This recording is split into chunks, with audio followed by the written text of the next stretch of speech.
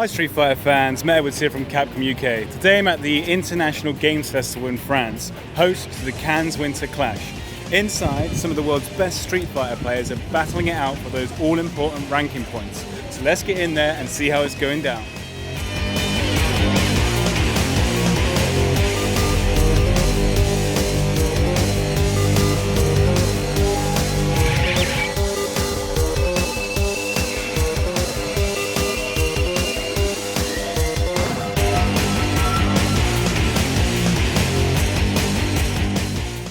So I'm joined by, was it Kevin Langley? Yes, sir. Yep, Dieminion.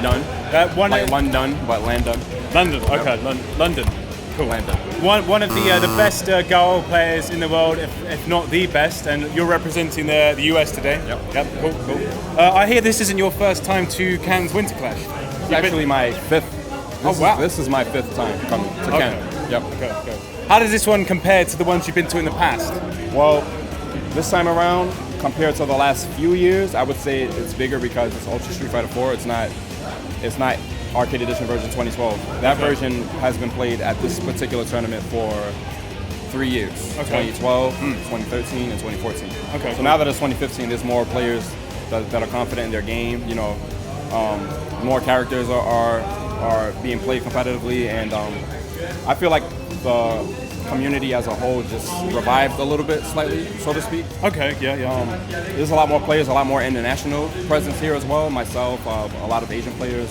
Because you were in the qualifier against Smug when you were like in the grand final, and it was like literally went down to the wire and he just managed to beat you, whatever. Yeah. But then it turned out that he wasn't able to come here. Sure. But I heard you were planning to come regardless of what happened. I was gonna come in. I come in every year. I just missed I think 2012. I missed this tournament in 2012, but I come every year pretty much. Okay. So, what do you think of the European competition you played so far?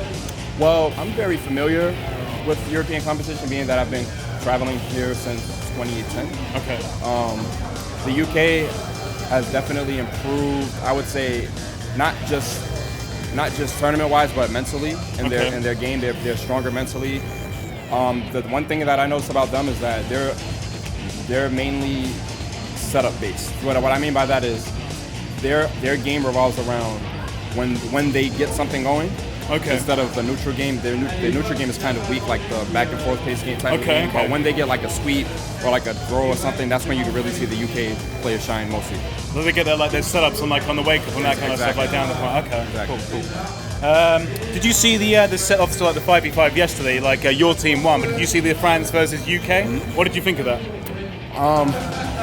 Well, that match was really, really clutch. I feel like both sides dropped the ball key, to drop that key moment where the Pro Fluke obviously catching Luffy with that that was really, really good surprises. I was really surprised when Luffy got hit by that. Yeah, I think everybody was. Yeah, it's like a one game type of thing though. It really won't happen in a 2 out of 3. You get one chance to do that type of thing. Now they're looking out for it, so you have to switch it up. But Pro Fluke really did his thing in the 5-on-5, and it's actually a good look for him because he's an up and coming player recently. Taking out both the killers of the French team, basically, wasn't he? Yeah, he took out both the killers, the ones that are meant to do damage in anywhere they go. Valmaster and Luffy. And then we still lost, unfortunately, regardless, which is a bit disappointing. But but even though the UK team lost, it was still exciting because the person that did the most damage was the underdog in the UK team. Yes, it was just a matter of the rest of the UK team members just picking up the pieces and finishing the job. Okay. But it happens sometimes. So. And you're having a hell of a tournament so far. So you won the 2v2, Yep. the 5v5. Are you going to win the one the main one today? How's it going for you so far? Because we're in the middle of the tournament at the moment. I'm in winners still. Okay, cool. What's up, Leo? Well, I'm in winners still. I had a pretty tough first pool. Okay. I had Lior. He's a very strong Makoto and Sakura player from France. Okay, yeah. There was a good Bison player, I did see that game, yes, yeah. It was on stream. She really impressed me. I'd never heard of her before. No, She was very solid. And playing Bison, obviously, against Gar, which isn't the best matchup for her, but she still held her ground. She definitely held her ground. She took two rounds off me. I think her name was Haldol. Okay, yeah. Shout out to her. Yep, definitely shout out to Haldol. And Tyrant from the UK. I ended up taking him out. He played Poison. I know he's known for Bison, but he played Poison against me. So, unfortunately, I have poison experience. I play a little bit of poison myself. Okay. So, and that's his secondary as well, isn't it? So, like, kind of like, he's not like put as much time into it. Yep. Okay. What's been your highlight of the tournament so far? Of the weekend or the tournament? The whole weekend. Winning the 2 vs 2 tournament with Chun-Li, Japanese Viper player. He's very, very good. He's a very clean player. That's what you pretty much expect from most of the Asian Japanese players in general. They're very clean, and he was very nervous. I can tell because this is his first international tournament, and I can tell through his gameplay that he was really, really nervous, and he didn't want to play certain matchups. It's the kind of mentality, you know, like you see like these like Japanese tournaments and everyone's a lot more kind of like quieter and stuff. Whereas like Europe and like the US, it's just a lot more like energy. Like they bring the hype, don't they? So, But you know, you would think that because you would think being international as opposed to being Japanese that they're Japanese, they have nerves of steel. You know, they don't really feel anything. They just play their machines. But that's not really the case. Everyone's human, aren't we? Exactly. So he played well, but we managed to take it, the team tournament. Oh yeah, I saw. So, and it was against Honko and Infiltration in the final. Because it was character locks, wasn't it? Do you think Infiltration would have switched out to Capri if he could have? No. You don't reckon? Okay. No, I think he's definitely taking the Capri like 100% serious. So, well, thanks so much for doing that, and good luck at the rest of your tournament.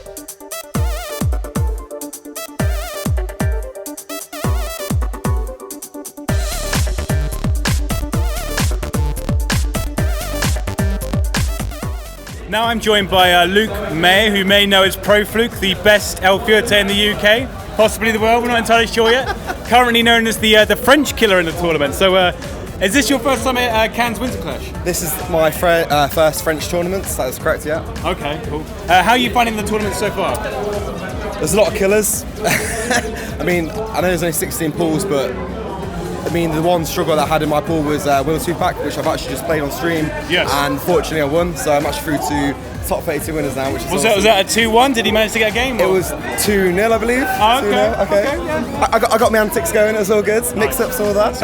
And you were obviously the key player yesterday in terms of like France versus UK. You took out both Luffy and Valmaster.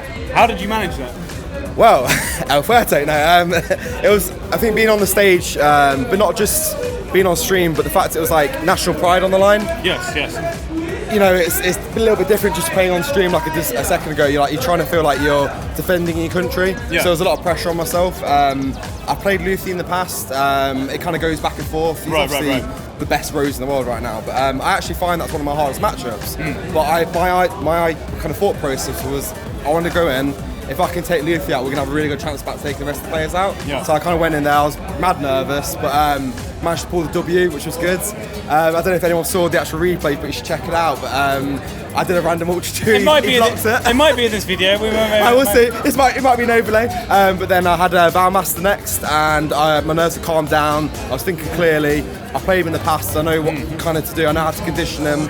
I kind of just did my thing with Fuerte. This is one game, isn't it? It's a lot of pressure. Like even like compared to like normal tournaments, you get like it's best of 3. This is one game. Yeah, and it's true. And people will say, well, El Fuerte. I mean, they put me on the team for that reason. Yeah. But the same reason. I mean, El Fuerte can get bodied in one game. If he doesn't get anything going, he's got no meter. He can get like locked down. It's done. And you played, was it Kungster after that? Was it or? It was Kungster. Yeah. I think I took maybe 1 round, but I dropped a couple of combos which could maybe have stunned and took it. But overall, I mean, I was happy to take out 2 of the biggest killers really. So I think you did your part for the team. I mean, like UK may have lost it, but it went right down to the wire. So I don't think anybody can be disappointed with their performance on that one. No, and that final was just hype. Anyway, I mean, that final moment, like regardless of who won, the whole room erupted. You know, like that's the kind of thing you want to experience the FGC, that kind of hype. So amazing. So I mean, do you think like in terms of like Cannes Winter Clash, like the 5v5, is that like one of its more distinguishing kind of like qualities, or? I mean, I've been to a fair few tournaments now in Europe over the past year or so, and one of the things that really appealed to me about this event was that it not just had the single event. not just the doubles, but also that 5v5 national thing, and that for me was something that I really wanted to try at least experience once. It's something that obviously I want to come back to next year. It's, I mean, we're obviously on singles day right now, I'm top 32, so I'm really enjoying it right now, and yeah, it really makes this event stick out from the rest because they actually give time on stream to actually host all these other formats of tournaments, which is awesome. So yeah. What do you think of the changes then this year, like the Capcom Pro Tour? I mean, obviously got like more ranking events, more premier events. It's much more kind of like stretched out across like the world as a whole. Do you think this year is going to be like the most hypest Capcom Pro Tour yet, or? In a short answer, yes. I mean, the fact is there's money involved. You're going to see a lot more sponsored players like flying out. There's more excuses. You know, they've got more. You know, they can say, well, you know, if you fly me out, it's pretty much 7K on the line if I win. So you're going to see a lot more sponsored players, I think, flying out.